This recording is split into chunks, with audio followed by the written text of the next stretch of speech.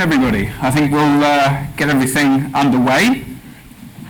Thank you for all joining. My name's Kieran Garvey. I work with the Cambridge Centre for Alternative Finance. So we're a research centre at the Business School in Cambridge, and today I want to talk to you about basically regulatory sandboxes. So it'd be great to hear from you just to get a sense of who we've got in the room. So how many people here are regulators? Okay, fantastic. And do you work in central banks? Okay. Securities organizations? Insurance regulators? Okay, fantastic. So, and policymakers? Anyone working in any ministries of finance? Okay. Brilliant. And are there any kind of fintech entrepreneurs here? Okay, brilliant. People that work in banking or financial services? Wonderful. Anyone in kind of research or academia? Okay. And anyone from ADB? Brilliant. Great. Okay, so we've got a really good mix of people. So today, as I say, I want to kind of just talk through regulatory sandboxes and kind of the different types that we're seeing in different markets globally, and just think through how, well, firstly, whether or not this is an appropriate kind of initiative for your organization or your jurisdiction, and the kind of process to go through in terms of establishing one and actually looking at the practical implementation measures. Just out of interest, do any of the regulators here already have a regulatory sandbox in place? Okay, fantastic. Are any of you planning to have a regulatory sandbox? In India, okay, fantastic. And you're planning, sorry, which organization are you with? Bank of Mongolia. Brilliant, fantastic. And I saw another person over here. Central Bank of Uzbekistan, wonderful. Of Georgia. Brilliant. Okay, great. So you're kind of in the process of thinking about it. Wonderful. Okay, well, let's get underway. Are there any kind of private sector people that have been through a regulatory sandbox here? No. Okay, fantastic. Great. So the Cambridge Centre for Alternative Finance is a research centre at the Business School at the University of Cambridge. And basically, we have been founded to collect market data from fintech companies on the industry side, but then also from regulators and policymakers to understand how they are looking at different fintech market developments and also responding to them. One of the responses obviously being regulatory sandboxes. So to date, we've published around 30 different reports. We collect data from many thousands of fintech firms that are operating in many different markets. We work with lots of different regulators. So for example, we've just completed a study with the World Bank to survey, I think, 110 regulators, central banks and securities organizations, to understand how they're regulating ICOs, equity crowdfunding, peer-to-peer lending, and also kind of what they're doing in terms of regtech or regulatory sandboxes. My role is to basically focus on our education and capacity building activities. So we've recently launched an online education program that is for regulators and policymakers to help them look at different areas of fintech. So here's the kind of core structure. We look at, for example, payments, insurance, capital raising, fintech credit, crypto assets in terms of the different business model areas that we're seeing a lot of activity in fintech. We spend a lot of time kind of looking at the regulatory implications of these new business models, and then also looking at how different regulators are responding to these market developments. So looking at things like regulatory sandboxes or innovation offices or different approaches to regtech. So we'll cover some of that here today. And this online program is being supported by the Asia Development Bank Institute, which I know there'll be a few speakers speaking tomorrow. So Dean Yoshino and Peter Morgan, I believe, will be speaking during the conference over the coming couple of days. So the program that we have live at the moment, we have 120 regulators from about 40 different jurisdictions. And for me, what is really kind of interesting is to hear and watching kind of the regulators as they're interacting with each other. So, for example, regulators in Uganda talking to people in the Philippines or in Chile or in Luxembourg or many different jurisdictions, and just seeing how they have kind of very similar issues in terms of the types of activities that they're seeing more of in their jurisdictions, the same type of questions. So I think this kind of forum for bringing regulators together in very, very different kind of geographic and economic contexts, I think creates some really, really kind of interesting kind of conversations and discussions. So let's kind of get to what we're focusing on today. So we're going to be looking at regulatory sandboxes, but to help kind of think through why this is a useful kind of mechanism for exploring financial innovation, I think it would be useful to just look at what we're talking about when we're looking at fintech and how regulators are having to respond to that. So regulators, I think, be great to kind of hear your thoughts, are facing kind of a changing landscape compared to what they were traditionally looking at. So there's new types of actors, new types of businesses, new types of kind of entrepreneurs that are entering the market.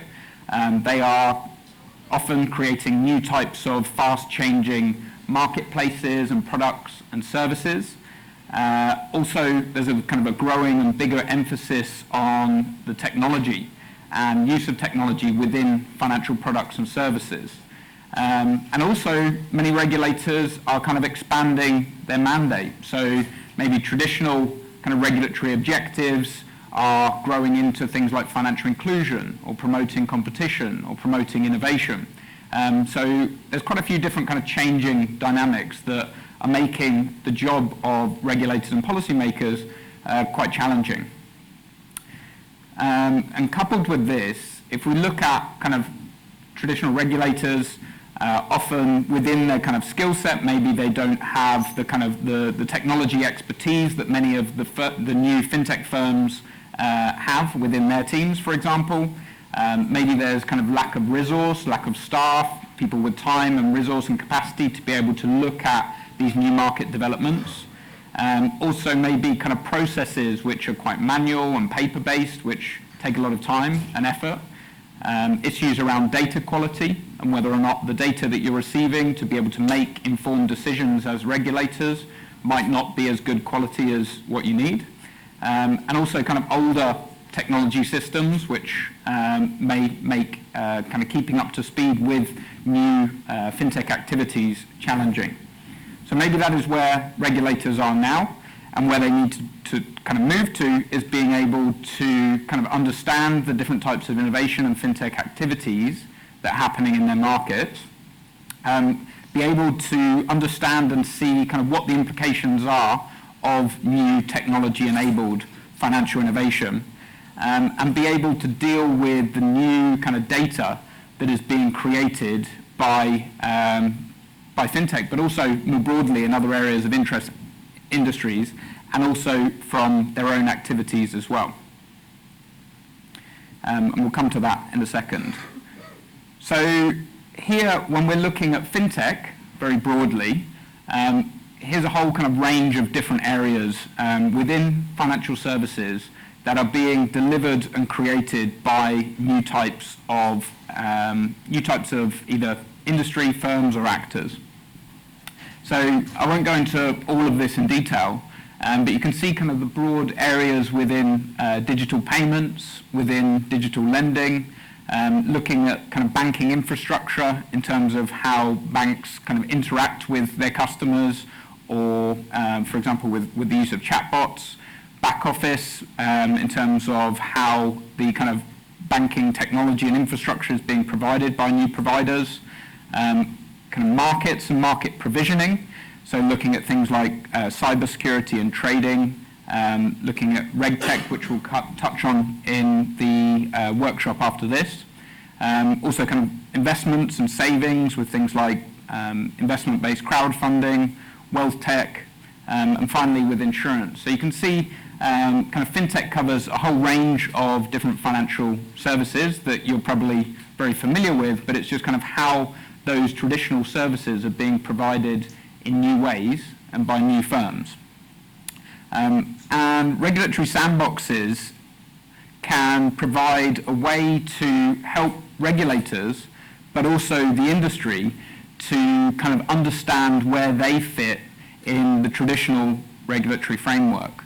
So just to give you a sense of the kind of global complexity of the number of new firms that are entering the market, you can see here in 2005, this is kind of some of the fintech firms that started to emerge in various different areas of financial services. So in security or blockchain or lending, insurance, trading and investments, you can see these kind of clusters of different fintech activities that have emerged. So in 2005, there's about kind of 1,500 or so fintech firms globally. By 2010, there was about 3,000. 2017, almost 9,000 fintech firms globally. And today, I would estimate somewhere in the region of around 20,000 fintech firms that are operating globally. And for regulators, trying to understand what these different types of firms are, whether or not they are doing something that is fundamentally new from what it is that you're kind of traditionally responsible for within your mandate and with your own objectives, is a growing challenge. And regulatory sandboxes and other kind of regulatory responses can help to kind of get to grips with and help to understand whether these new firms are doing anything different and where they fit. So underpinning a lot of this change are new businesses and firms that are using and employing technology in new ways. So you can see here kind of the expectations of consumers as a result of changing technology. So people expect different things from financial services providers, but they also expect it in other industries as well, within, say, I don't know, e-commerce or shopping or whatever it may be. There's this expectation that kind of technology and your services are always available. There's an expectation that they are wherever you want them, but only what you want. You don't want to be kind of given many different things. You want something that's relevant to you. Also being able to kind of make sure that stuff is relevant in your own context. And for example, being more tailored and personalized. So these types of dynamics are being driven by technology and kind of changing the expectations of consumers of different products and services. So a good example here, which was highlighted by Matt Saul at the IFC, just noted that kind of banking has kind of taken a bit more time to reach these kind of consumer expectations. So here's an advert for a bank and their opening times in the US, and you can see on Monday to Friday it's 8:30 till 5 p.m. On Saturday it's closed, and there's no mention of Sunday. The idea that you would want to use financial services on Sunday is crazy to a traditional bank. But of course, many fintech firms, they are available via your mobile 24/7, 365 days a year. They're permanently accessible. And this is kind of creating an expectation from consumers that this is normal, this is what you should expect. And for traditional banks that don't provide that, there's kind of a gap in kind of what consumers want because of technology and what they're getting from traditional banks that are not keeping up to date with innovation. But technology is not new, right?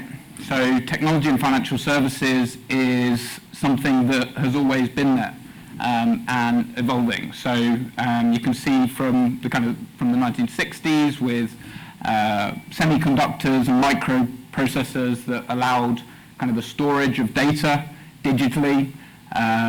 For example, in the 1980s, the introduction of ATMs with computers being able to share data within kind of banking networks within the organizations.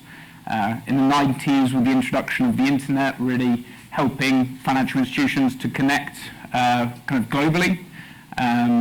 2000s, got introduction of kind of smart devices and mobile phones. So you've got all of these different waves of technology, which is not new. This is kind of the normal way that things evolve. And now on the horizon, more and more we see financial services being provided by cloud computing. So banks no longer need to hold big, expensive servers. They're able to tap into increasingly cheap access to storage and data. Mobile, obviously, and also kind of data analytics. So there's this continuous drive of technology that's changing how financial services are being provided. And I think there's kind of four key things that maybe make what's happening now different to before. So technology has always been evolving, and financial services have been changing as a result of that. But now we're reaching a point because, so firstly, kind of the cost of data storage is falling massively. The cost of computing power, the CPU, also increasing, and the cost is falling massively, but the ability to process data is increasing rapidly as well. Bandwidth, so being able to transfer data extremely cheaply now, is just falling all the time. And for networks, in terms of the number of devices that are generating new types of data, that's increasing all the time as well. So I think it's this speed of change, the amount of data, and the cost of being able to create, transfer, and store that data that's really kind of changing the situation.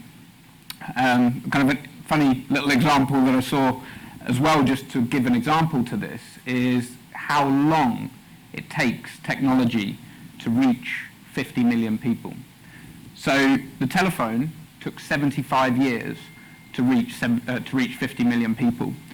The radio, 38 years. The internet took 4 years to reach 50 million people. Facebook, 3.5 years.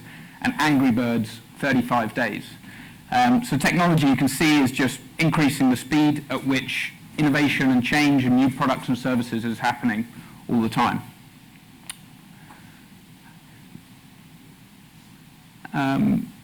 And as you've seen with all of these new firms that are entering the market, they are looking at traditional banking and seeing lots of money being made, obviously, and different areas of finance have different kind of profit margins and are attractive to entrepreneurs that want to take some of that business away or create new products and services for people that are not being served.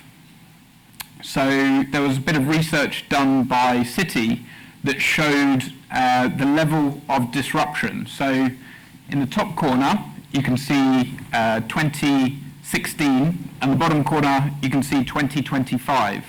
And this is the expected amount of volume of banking activity that is going to be lost to disruptors, to fintech firms. So you can see, for example, in payments, in China, in 2016, about 9% of payments was being done by fintech firms, but the expectation is by 2025, half of all payments will be executed by non-bank firms. Similarly, in other in North America, Europe, in developed Asia and emerging Asia, around 30 to 40% of payments is going to be conducted in the next few years by non-bank firms. In investments, a similar level of activity is going to move away from banks to be provided by some of these new fintech providers. In lending, likewise, kind of around a quarter to a third of bank lending activity is going to be shifting to new non-bank financial providers. And a similar story across the other kind of core business functions of banking. So banks, what they have traditionally done, you could say, is kind of payments, lending, different approaches to risk management, engaging with their customers, as well as kind of raising capital. And all of these things are being kind of having products and services being devised by fintech firms in order to create new businesses and new activities. So here is a diagram of a kind of traditional bank. So you can see the products and interface at the top, so how the bank interacts with its customers. Maybe they use branches on the high street or digital or phones, and they'll provide different types of products, whether that be lending or investments. In the middle office, you can see kind of their balance sheets and accounts and financial functions. And in the back office with their core system, reporting, any kind of regulatory systems, regulatory capital. So everything held in one place by one organization. But with fintech, all of the different things that banks have been doing is being provided by specialists, by firms that are focusing on doing one aspect of what banks have traditionally done and really trying to do it very, very well. And this is what you could call kind of unbundling of banking. So kind of taking banking apart, looking at the different activities and things that banks do, and then entrepreneurs coming in to try to address and do that activity better than has traditionally been done. So the kind of first wave is for all of these different fintech firms. I said 20,000 different fintech firms doing these different activities globally. And then increasingly, they are connecting with each other. So they're using different types of technology to integrate their products and services together via things like APIs. So they're able to look at, say, a lending product or a comparison product or a financial advice product out in the market and see how their product can integrate with them. And there's some banks as well that also see that they maybe cannot compete with new types of fintech firms. So rather than compete with them, they will start to partner with them and allow these different service providers to basically access their customer base. So a good example of this is a German-based digital bank called Fidor. And they essentially provide an app store for fintech products. So they are a bank, they provide their banking services, but they want to make sure that all of the different fintech products that are out there that cater to different needs of different consumers are also available to their customers. So they're kind of integrating with the fintech firms as well as their kind of traditional offering. So I guess I just wanted to kind of share that with you as a bit of context for regulatory sandboxes. You can see there's new providers coming from outside the regulatory sector. So many of these entrepreneurs that are interested to provide financial products and services, maybe they don't have much experience within a regulated environment. They're looking to offer new products and services, and they're really kind of trying to take the value chain of financial services and break it up into different pieces and decide they want to focus on this bit because, for example, it has very high profit margins. They're not interested in the other services. So they're kind of focusing on trying to break up the value chain of financial services. And the result might be kind of businesses that cut across different areas of regulated activities. So for the regulators in this room, for example, that may be focused on an institution to regulate an institution, but then you're looking at a business that is focused more on different banking activities, this can create kind of problems and tensions by trying to think about where they fit within that regulatory, traditional regulatory framework.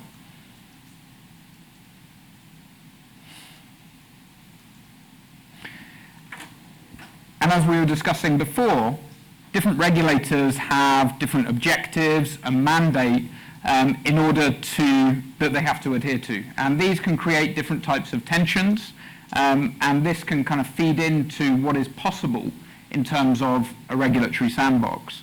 So some regulators are focused on, say, market integrity, or looking at new threats, or consumer protection, financial stability, looking at the kind of change in technology and innovation, concerned with kind of new entrants to the market, or financial inclusion.